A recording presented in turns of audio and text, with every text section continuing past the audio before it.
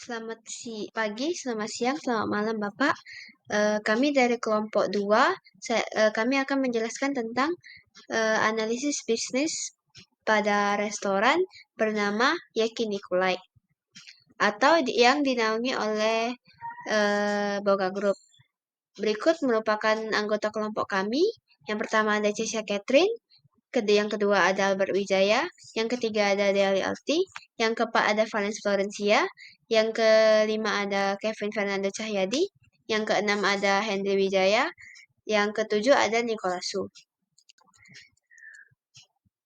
Pada kali ini kami akan menjelaskan tentang Yakiniku Like Restoran yang mengangkut konsep Japanese barbecue. Let's talk about Yakiniku Like. Baik, di sini saya akan menjelaskan profil dari perusahaan Yakiniku Like. Yakiniku Like merupakan restoran barbecue Jepang di bawah naungan Boga Group yang menyajikan makanan cepat saji. Dengan berbagai daging premium yang cocok untuk di lidah, dengan set pegangan pribadi yang dipasang di setiap meja, dan layanan lebih cepat, Anda dapat menikmati pengalaman barbecue masakan sendiri, tanpa repot dan dengan santai bersama teman-teman. Hal ini juga sempurna untuk makan siang, perayaan, dan acara lainnya. Oke, Yakiniku Like ini sendiri berdiri pada tahun 2019. Yakiniku Like ini ada di 6 negara, yaitu Jepang, Indonesia, Taiwan, Vietnam, Hong Kong, dan Singapura. Yakiniku Like ini memiliki 280 cabang. 15 cabangnya ada di Indonesia. Selanjutnya, kita akan membahas tentang operasional pendukung. Terdapat beberapa operasional pendukung di Yakiniku Like. Yang pertama adalah bahan baku, kemudian ada sumber daya manusia, lokasi, pelanggan, sistem manajemen, teknologi, peralatan dan fasilitas, pemasok, serta promosi pemasaran. Selanjutnya saya akan membahas tentang bisnis proses. Yang pertama, ada penerimaan dan pengelolaan pesanan.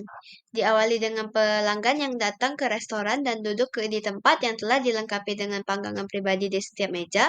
Lalu, pelanggan akan memindai barcode yang telah diberikan oleh staf untuk memilih dan memesan secara langsung melalui website yang telah disediakan. Setelah itu, secara otomatis produk yang dipesan akan terkoneksi secara langsung ke dapur dan pesanan akan disediakan oleh tim dapur dan diantarkan ke meja oleh pelayan. Selanjutnya ada manajemen inventaris dan bahan baku. Menggunakan kombinasi pemasok lokal dan impor untuk memastikan kualitas dan ketersediaan bahan baku. Manajemen inventaris dan bahan baku di Yakiniku Like dilakukan dengan ketat untuk memastikan kualitas bahan baku dan ketersediaan stok. Restoran ini menggunakan sistem manajemen inventaris yang terintegrasi untuk melacak stok secara real time. Dan bahan baku yang digunakan juga berkualitas tinggi seperti daging premium, sayuran segar yang dipesan di pemasok yang terpercaya. Hal ini dapat mengurangi pemborosan dan memastikan bahan baku selalu segar dan meminimalisir resiko kehabisan stok. Jadi selanjutnya kita akan menjelaskan tentang dapur dan penyajian, yang dimana dapur dirancang dengan tata letak yang meminimalkan waktu pergerakan staf. Jadi dapur di Yakiniku Like itu terorganisir dengan rapi dan terstruktur untuk penyimpanan semua bahan baku dan hasil jadi, sehingga ketika pesanan dari pelanggan masuk, sistem akan meneruskannya ke bagian dapur. Nah, dapur yang tertata rapi memudahkan staf yang bekerja di dalam dapur untuk menyiapkan makanan atau minuman yang dipesan secara cepat. Nah, hal ini didukung dengan menu grill set yang serupa sehingga staf dapur tidak perlu repot menyiapkan banyak kondimen. Selanjutnya saya akan membahas proses operasional di bagian proses pembayaran, di mana pembayaran di Yakiniku Like ini sendiri dapat melalui pembayaran melalui web dan pembayaran melalui kasir, di mana pembayaran melalui web ini bisa langsung diakses melalui smartphone kita ketika kita melihat menu dan list pesanan kita. Sedangkan pembayaran melalui kasir itu dapat kita bayar seperti biasa, namun hasil bill-nya dapat kita lihat di smartphone kita. Selanjutnya kita masuk ke proses operasional marketing dan CRM, di mana Yakiniku Like ini memanfaatkan sosial media sebagai media promosi dan komunikasi dengan pelanggan. Yakiniku Like juga memberikan reward berupa poin melalui aplikasi Boga Group, di mana poin tersebut dapat ditukar menjadi makanan. Selanjutnya saya akan membahas tentang SWOT analysis. SWOT terdiri dari strength, weakness, opportunity, dan threat. Strength yaitu kekuatan dari bisnis Yakiniku Like ini. Apa yang membedakan bisnis Anda dengan yang lain? Apa keunggulan bisnis Anda? Apa yang membuat pelanggan kembali menggunakan produk Anda? Yaitu menawarkan konsep makanan yang unik dan cepat saji, penggunaan bahan baku yang berkualitas tinggi, implementasi teknologi yang tinggi seperti self-order yang mempermudah layanan, adanya member berupa poin yang dapat ditukar dengan reward pada setiap pelanggan melakukan transaksi.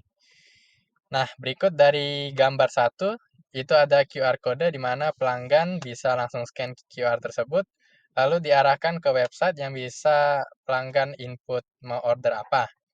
Nah, itu terdapat satu set menu makanan Yakiniku Like yang dimana mereka bisa grill sendiri, bakar sendiri di tempat pemanggangannya.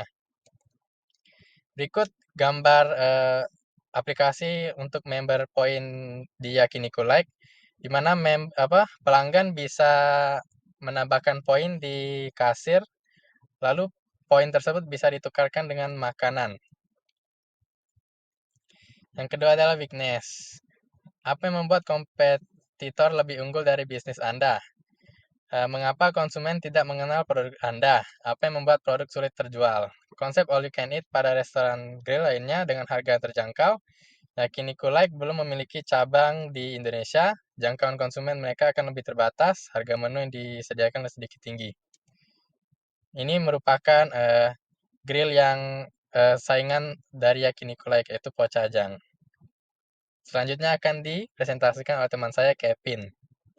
Selanjutnya saya akan melanjutkan opportunity atau kesempatan di Yakiniku Like.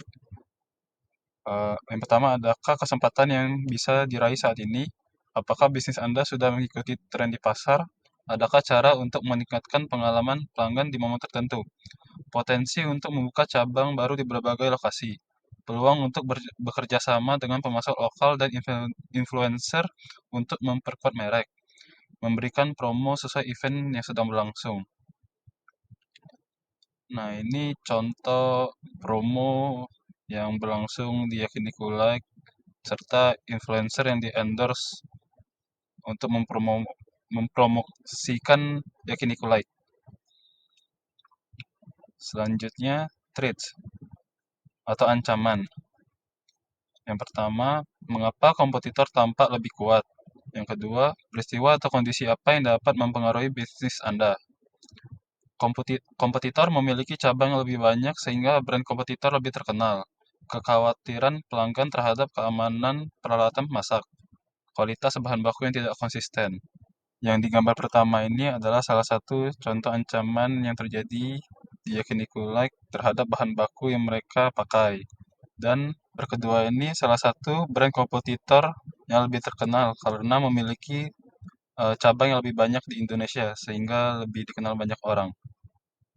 Sekian presentasi dari kami. Mohon maaf jika ada kesalahan. Terima kasih.